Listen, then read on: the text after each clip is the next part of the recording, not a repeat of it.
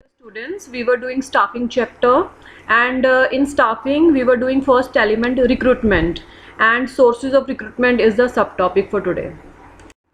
As we have already discussed that there are two types of sources of recruitment, that is internal sources and external sources. Internal sources are the sources which are within the organization. We encourage people to apply for the job in the organization itself. But external sources are the resources which are outside the organization. We may use different types of external sources to recruit people from outside the organization. Internal sources already we have done. Today we are going to discuss merits and demerits of external sources of recruitment. What are external sources? As I told you, external sources are the sources of recruitment which are outside the organization. Means we invite people outside the organization to come and apply for the job in our organization. So an enterprise has to tap external sources for various positions because all the vacancies cannot be filled through internal recruitment.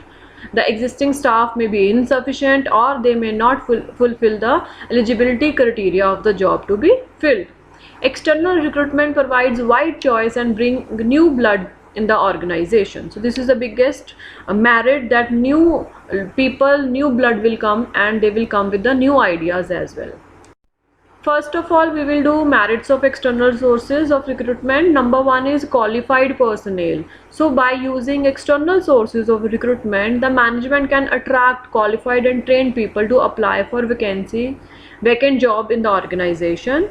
Number two, wider choice. So because internal sources give a very limited choice. We have limited people, but external sources will give you more choice because you are advertising widely to the large number of applicants from outside the organization to apply for the job.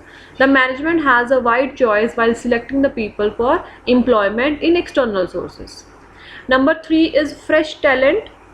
The present employees may be insufficient or they may not fulfill the specification of the job to be filled. External recruitment provide wider choice and bring new blood in the organization.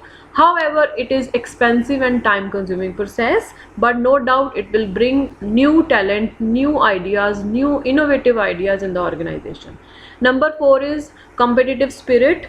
When you appoint people internally, then there is no competitive spirit. But when someone comes from outside the organization, then all the people in the organization, they have a competitive spirit among themselves. They will work harder to show better performance.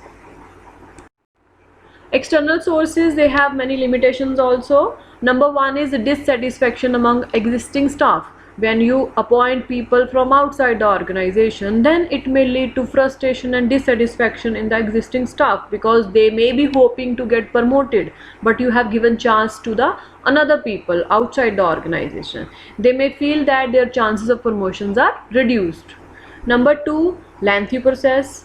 When you want to appoint people from external sources, then it is a lengthy process, and the business has to notify the vacancies and wait for applications to initiate the selection process. So it involves many steps when you want to appoint people from outside.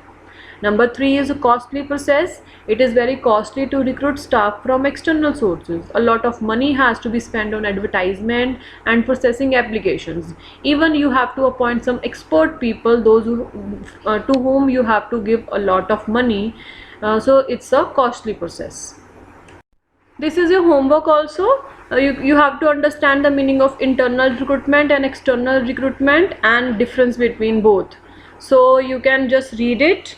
Sources of external recruitment are in detail, that we will be doing in the next lesson. So you can see the difference and you can copy in your fair notebook. Thank you. Have a nice day.